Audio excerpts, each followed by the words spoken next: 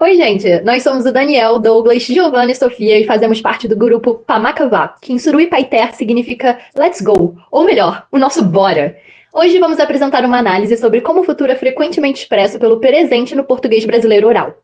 Nosso estudo investiga essa tendência analisando as alterações fonológicas, o paradigma verbal e a semântica dos verbos de futuro no discurso, além da relação desse fenômeno com a faixa etária dos falantes.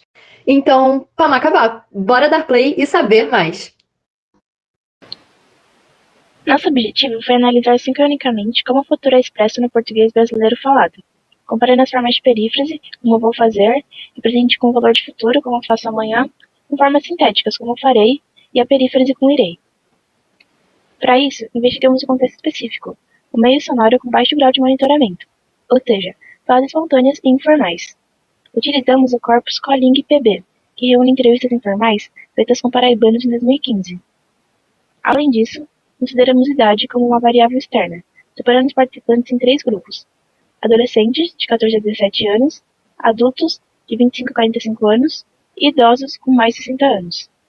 Por fim, analisamos 3 variáveis internas: paradigma verbal, diferenciando verbos regulares e irregulares, quantidade de alterações fonológicas, ou seja, o número de mudanças na fonologia dos verbos quando comparamos suas formas no infinitivo e no presente, e a semântica verbal, observando se o verbo indica um estado, como ser, saber, ou uma atividade, como correr ou fazer. A nossa análise se baseia na sociolinguística variacionista, desenvolvida por William Labov.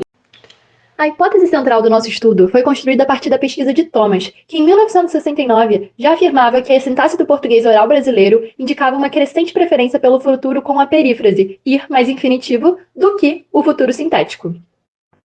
Além disso, uma pesquisa da Universidade Estadual de Feira de Santana nos ajudou a selecionar as nossas variáveis internas, a semântica verbal e o paradigma verbal com alteração fonológica, dentre vários outros elementos que eles trouxeram que poderiam influenciar a escolha entre diferentes formas de futuro.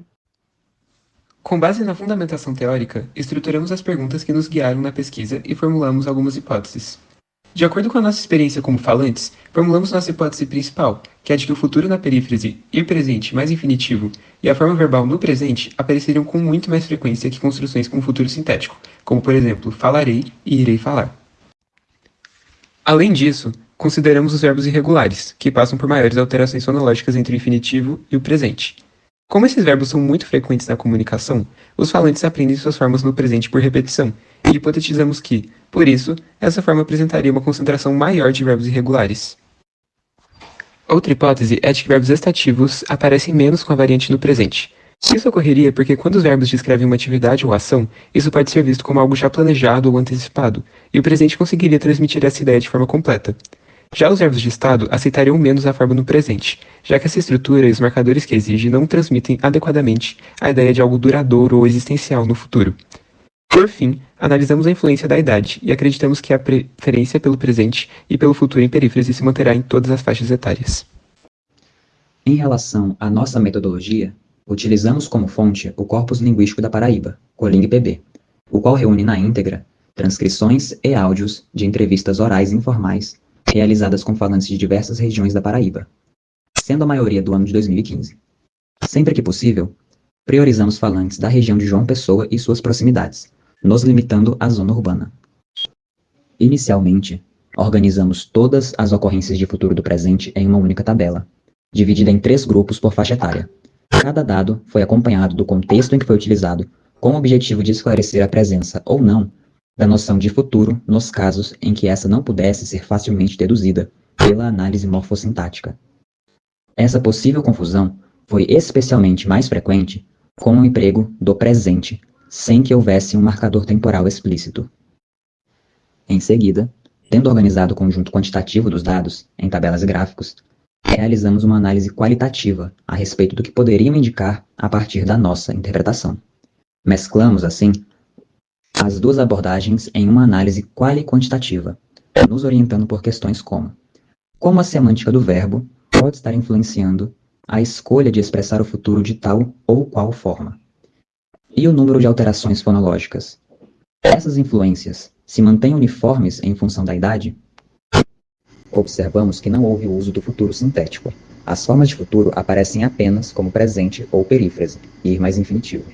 Curiosamente, o grupo mais velho, grupo 3, apresentou mais ocorrências de presente, 9 no total, do que os grupos mais jovens, grupo 1 com 5 e 2 com 6.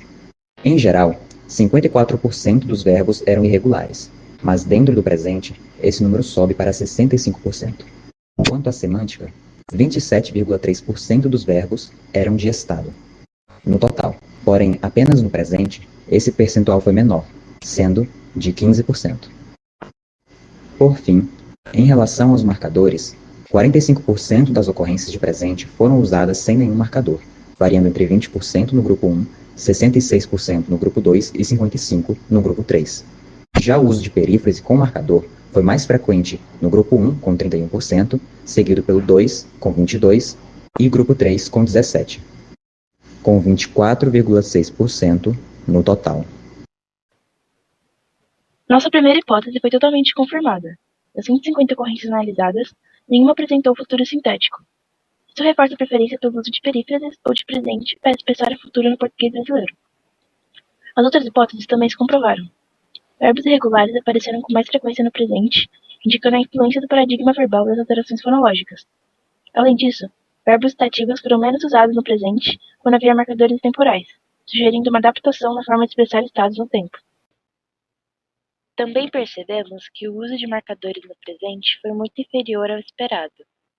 Os jovens utilizam esses marcadores com muito mais frequência do que a população idosa. Essa descoberta nos surpreendeu. Reconhecemos, porém, algumas limitações. Os dados analisados são de apenas de um estado, de 2015. Como próximos passos, pretendemos expandir a pesquisa para outras regiões e períodos, buscando um panorama mais amplo. Aqui está a nossa bibliografia. Chegamos ao fim da apresentação. Muito obrigado por assistir. Pamacauá.